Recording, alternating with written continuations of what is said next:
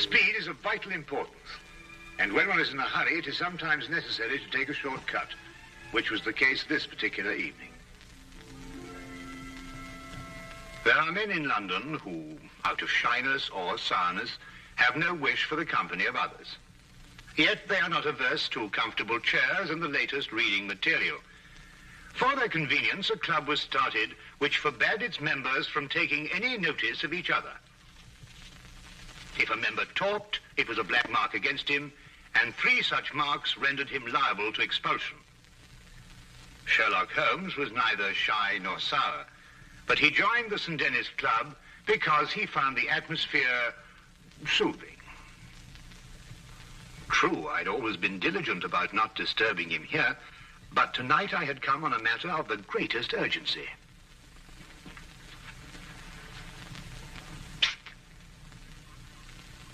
I beg your pardon? Oh, excuse me. I thought you were Sherlock Holmes. That's not the point. You talked. Well, I only went... You went psst, and that's the same thing. Mr. Grundy.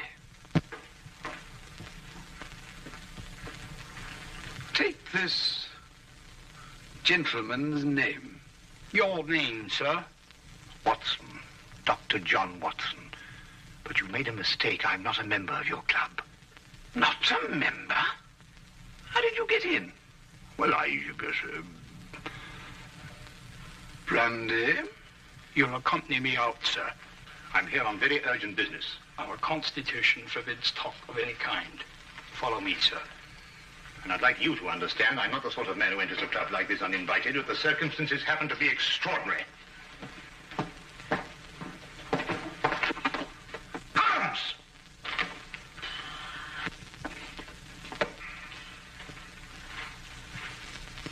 I must ask you, sir, not to attempt to...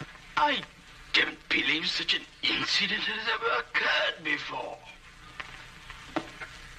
Well, really? Holmes! Shh! I've never been so humiliated in my life. Why didn't you speak up in there? Because it's against the rules of the club, old chap. Oh, hang the club! This desire for privacy can go too far. What if an emergency arose? Yes, and perhaps to prevent that happening again, we'd better move down the hall a bit. Now, you were saying... What if an emergency arose? You can speak up now, Watson. What I'm trying to say is, what if an emergency arose and your presence is urgently requested? They're waiting for a hand on you. And I'm here, my dear chap. You just disproved that. Oh, really? I'm only isolated here from triviality. Well, there's nothing trivial about this. There's a man waiting for you back at the flat, a man by the name of Dubec, Claude Dubec. He's had an experience that'll make your blood run cold. What sort of an experience, Watson? He watched a man being tortured. Tortured? We'll find a cab outside. Yes. Come along, then.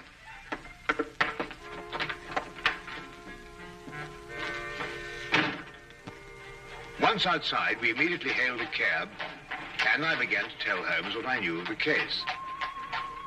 Holmes sat in silence as we rode, and I knew that my explanations had done nothing more than rouse his interest in talking to Mr. Dubec.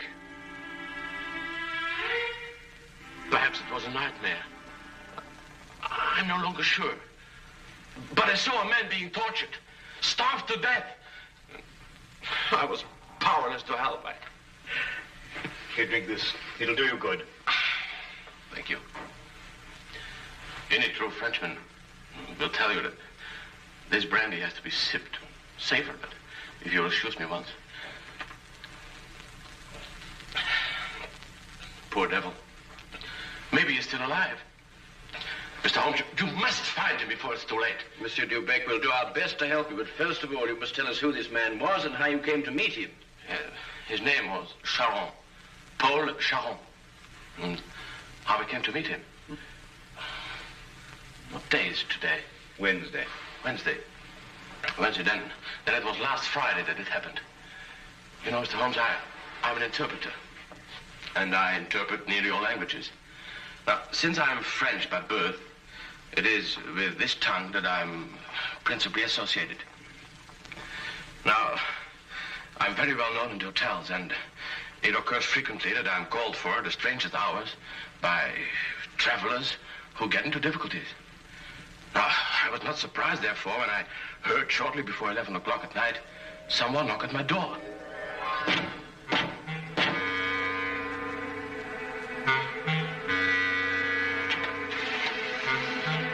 Mr. Beck? I'm he. My name is Latimer, Harold Latimer. Forgive me for calling at such a late hour, but the man at the hotel said it would be all right. Oh, you need an interpreter? Yes. You do speak French, don't you? No, with the greatest of pleasure. What's your problem? Well, you see, someone from France came to see me on business. As it turned out, he speaks only French. I, of course, can't even read the label on a bottle of wine. Oh, that's a pity. He's leaving tomorrow, and it's imperative that we settle our business tonight. I realize this is an imposition at this late hour. An interpreter and a doctor are the same in this respect. His hours are whenever he is required. Now, just a moment, I'll get my hat. Go.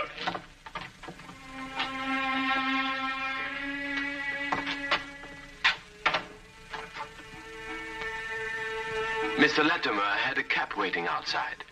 I didn't think to give it more than a passing glance. However, there was a strange atmosphere as I entered. One can sense such things.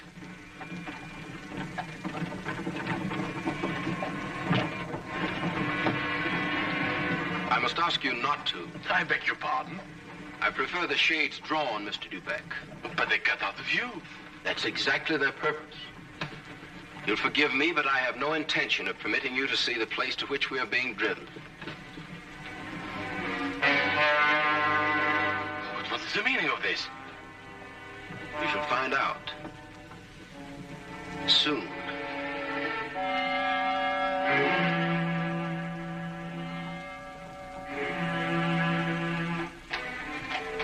For nearly 2 hours we drove without my having the least idea where we were going.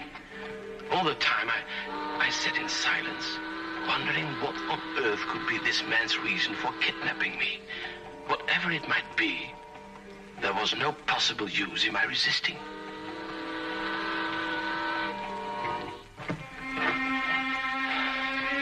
We've arrived, Mr. Dubeck. You're aware this is kidnapping, Mr. Latimer? It is somewhat of a liberty, I admit. We'll make it up to you. You may get out.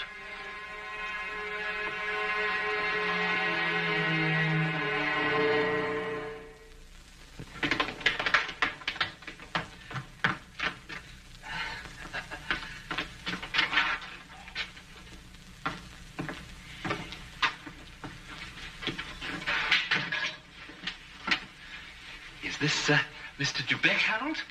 Yes. Well done, well done. No ill feelings, Mr. Dubeck, I hope, but we couldn't get on without you. Now, what do you want of me? Only to ask a few questions of a French gentleman and let us have the answers. If you deal fair with us, you'll not regret it. But if you try any tricks, you'll wish you hadn't been born. You follow me?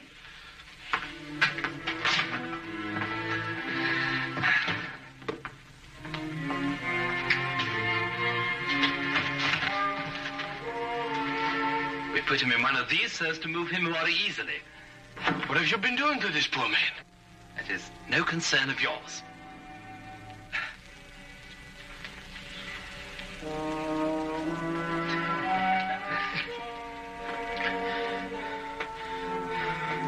Feel better?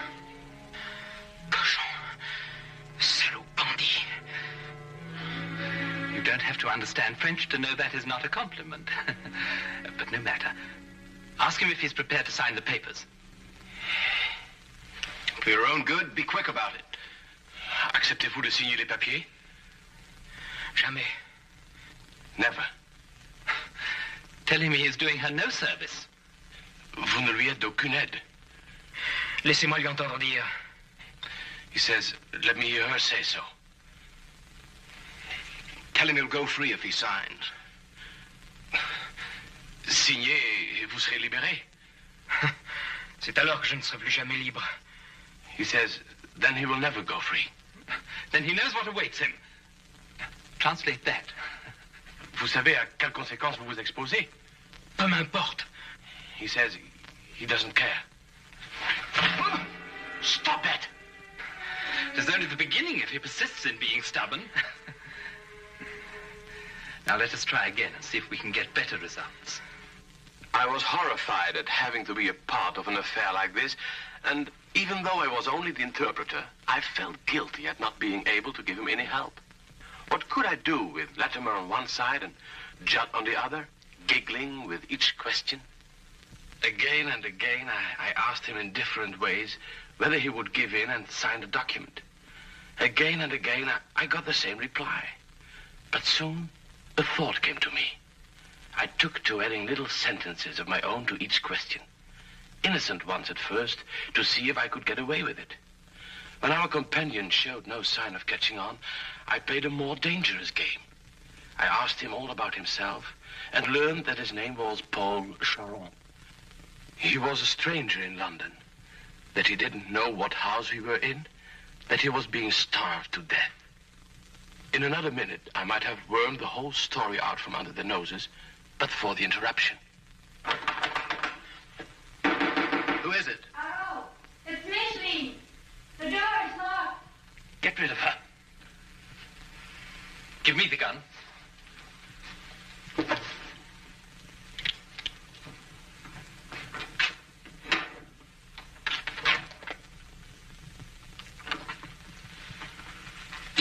Micheline, dear, I thought you went to bed hours ago. I couldn't sleep at all. I can't think of nothing but Paul. Now, Micheline, there's nothing to worry about. But he should have been here 2 days ago.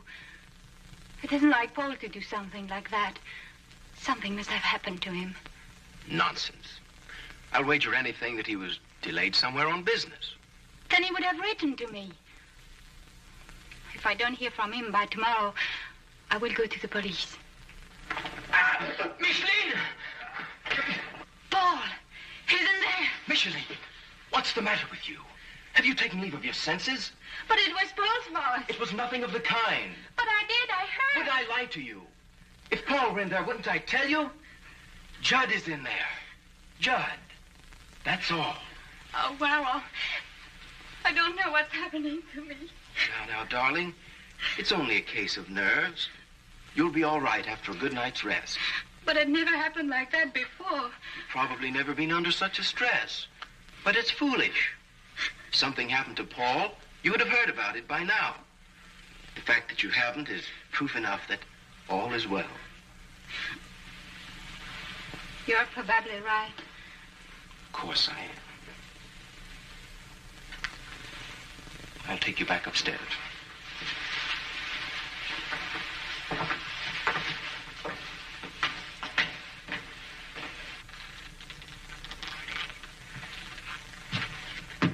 You perceive we have taken you into our confidence over some very private business. Shameful business.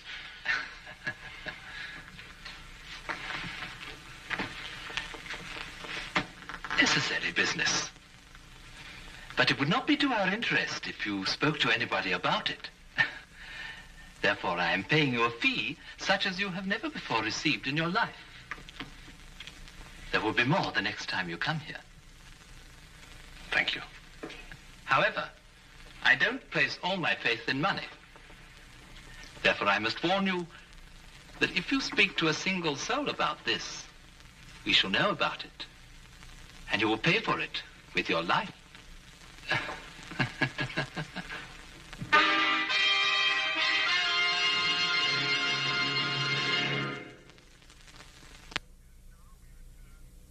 And now we return to the case of the French interpreter. This man, this evil man, escorted me back to the carriage and took his place opposite me. We drove for about half an hour, and the shades were drawn as before. Then we came to a stop, and he ordered me out. I walked for a mile or so, and then I found myself at Wadsworth Common, and there took a train to Victoria Station. I see. And there, I presume, your adventure ended. Yes. Now, I should have gone to the police right away, but I feared for the man's life. Now, Mr. Holmes, someone told me that you worked with a complete discretion. Oh, you can be assured of that. Mr. Holmes, would you please try to find him? I'll try, but you must realize that my success depends almost entirely on your memory. I've told you everything. Only everything you were able to see. I've told you everything. I repeat, Monsieur Dubec. Only everything you were able to see. I don't understand. Well, on the way to the house, you saw nothing because the blinds were drawn in the carriage. Uh-huh. But you could still feel and hear, couldn't you? Now, as you were going along, could you tell whether it was a rough or smooth road? Oh, yes, now I know what you're getting at. Well, during the first part of the trip, the road was smooth. Mm-hmm. And then we seemed to turn off on a country road. A country road? Yes. Now, when you were going along that part of the road, did you hear anything like cattle or poultry or sheep? Sheep? Yes, that's what I heard. Now, think hard. Was there anything else? Oh, well, now I remember. I remember a horn, a foghorn, something like a coal barge passing by. I see. Now, what part of the journey would that be exactly? Toward the end, I'm certain. Was there anything else that you can remember? No. Oh, yes, something about the house. Yes, we left the house, and then we seemed to pass through a huge storage room. Yeah. And under the floor, I heard something like rushing water. Water? Yes, a stream. It couldn't be, but that's what it seemed like. Thank you, Monsieur Dubec. I think I have all the information I require for the present. Have you already found out where he is? No, but I have all the facts at my disposal. It's now only a question of time. Please, Mr. Holmes, you don't give my name, because if they ever found out that I've been here... You can depend upon my keeping your confidence, Monsieur Dubec. However, I would urge you still to be on guard. I'll be careful, Mr. Holmes. Good. Thank you. Good night, Mr. Watson. Good night.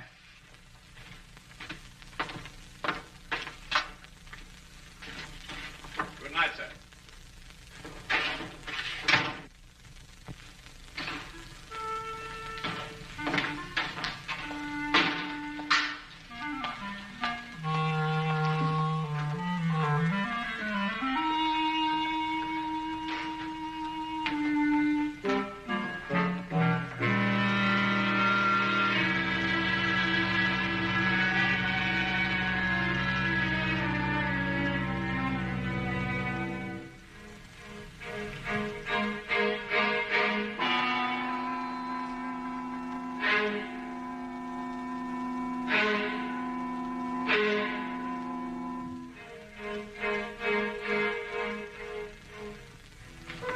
Well, now, Watson, you were listening to what Dubec had to say.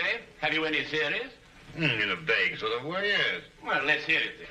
Well, it seemed to me that this young French girl had been carried off by this English chap, Latimer.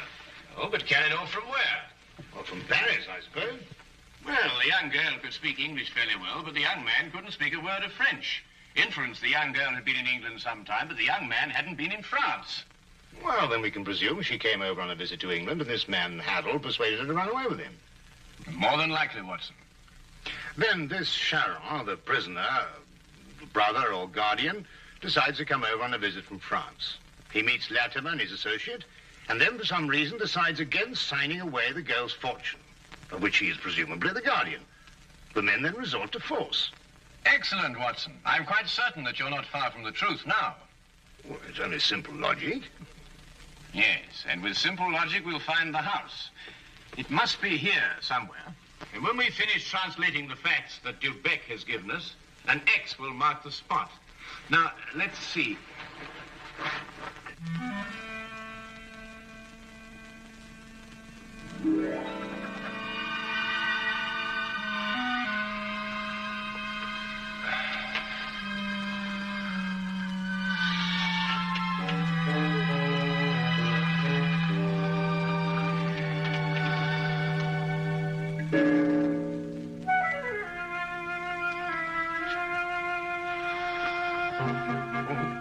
Doctor, I'm sorry to disturb you, Doctor. Would you mind getting your coat?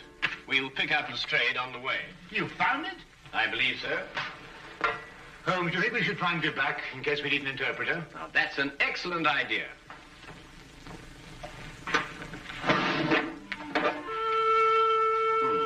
And from what I've heard, I believe these may come in handy. Right.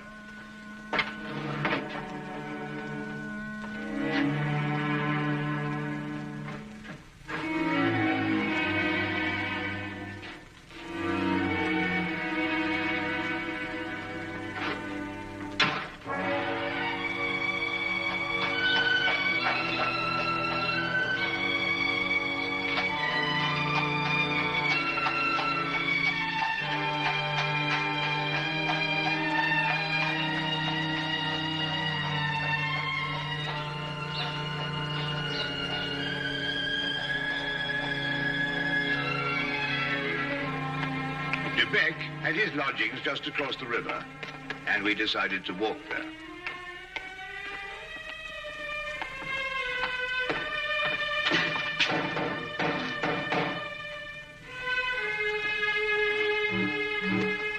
If you're looking for Mr. Dubec, he left about an hour ago. Can you tell us where? Well, I don't know. I only know he drove away with a gentleman in a carriage. Well, did the gentleman leave his name? No, sir. Was he by any chance a rather tall, handsome-looking man? Oh, no, sir. It was a little gentleman with glasses. Did nothing but giggle all the time. Thank you, madam.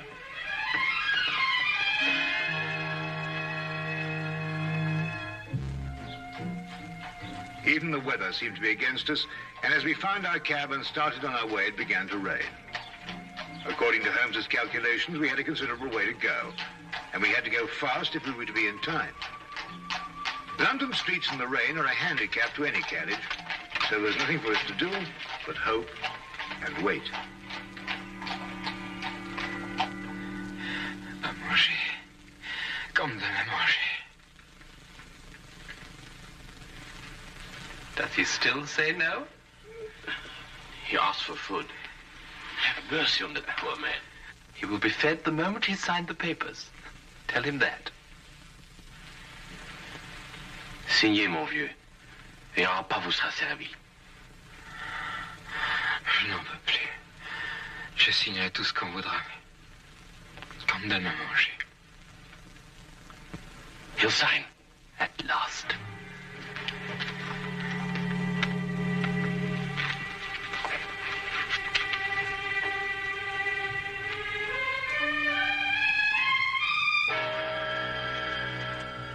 Now feed this man. It would be foolish to spare him, only to have to kill him again. Kill him? And you broke your promise. You spoke to Sherlock Holmes. That's not... That's true. There's no point in lying. But you couldn't tell him where we are. And even the famous Mr. Holmes could never deduce that.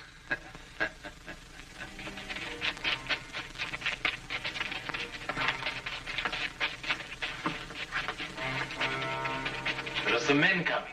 Quick, open the trap.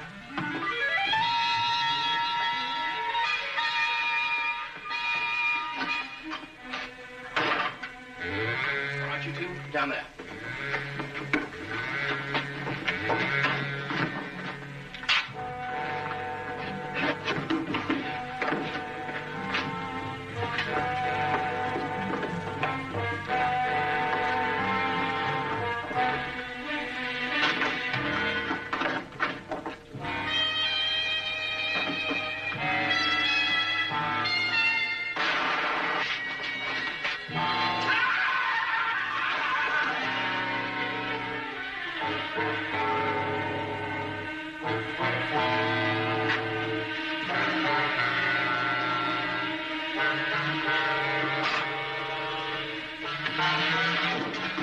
Who are you?